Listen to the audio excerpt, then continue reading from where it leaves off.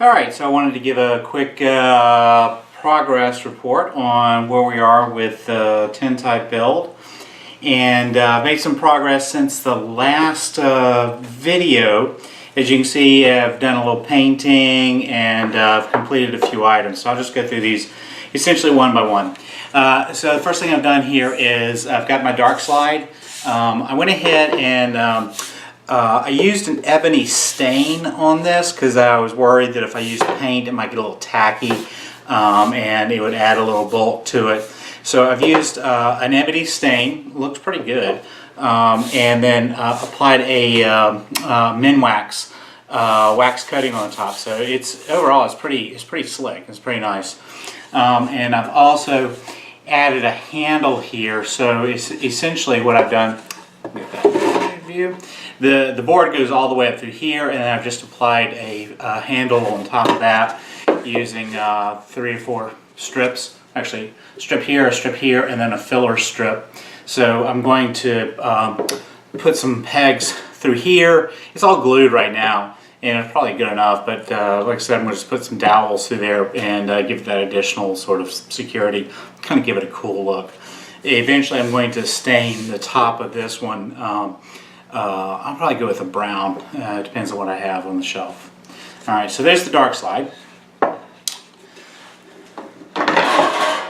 The other thing I have not painted or done any finishing on this, but this essentially is the back of the film holder, and I've rabbited an edge around there, and that should fit quite nicely right there. Again, just a little bit of play, and doesn't quite touch the corners here, and that's a good thing. Alright, so the way this will work, this is my tintype material, and this could be glass, tintype, whatever you want it to be. I got a little piece of tape on here, that's all that is. But so you'll put the tintype on there, falls into place, put the backing on there, and then I'll have a hinge or a clasp or something just to hold it in place. And in fact, I'm thinking about putting a little feet here, maybe a little rubber feet to hold it in place. But if you flip it over, that gives it a good, flat, solid contact there. So that sheet is not going anywhere, and it's not going to warp or bend. So once that's in there, I'm going to take the tintype out, put the mat back in, like so it's not as confusing with that piece of tape, so you can see this whole piece.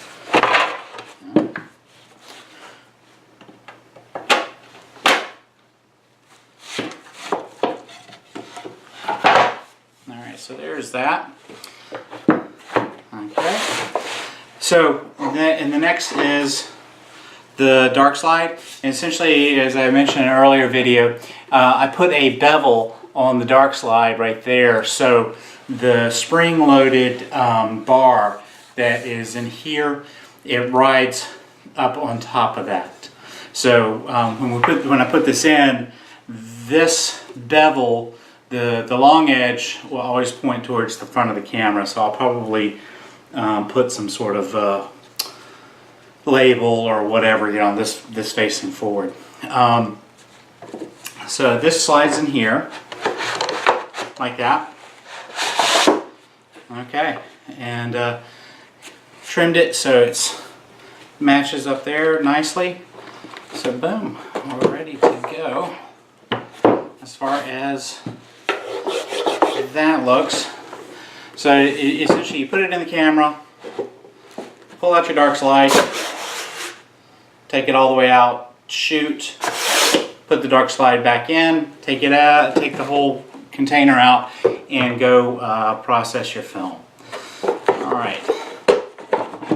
The other thing that I've added here, besides a significant black paint, I've done, I went to the Home Depot and asked them for high durability, as black, as soul-sucking black as you can get, and it's a flat black, so it's not reflective. I put a couple of coats on there, sanded in between. It looks pretty good. I don't know how well that'll hold up, but it should do a pretty good job. But I had to put another lip around the edge. Add a little bulk, add a little weight to it, but overall it's required because the frame of the camera, the body that's going to hold this in place, is going to come up here, and there's going to be two lips, and that will give me a complete light trap. So the camera, the body of the camera is going to fit here. There's going to be another layer here, and now locks in the light, and then I'll be able to get that out of the way. And then I'll just be able to insert the frame into the camera. The other thing that I have done here intentionally, as you can see, this is for an 8x10. I've made, with the exception of the dark slide, take that out and you'll see. I've made this square, and after I put it together, I've been really careful about sanding it and making these edges really sharp.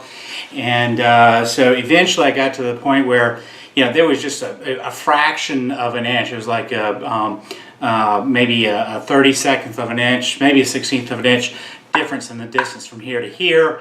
So I just decided to go ahead and throw it on the table saw and trim it up so that this distance and this distance is exactly the same. So that is a perfect square. So when I go back to making my my camera frame, it'll work fine, and then I can put it in portrait mode or landscape mode and give you that functionality. All right, well, that pretty much wraps it up for this update. Thank you.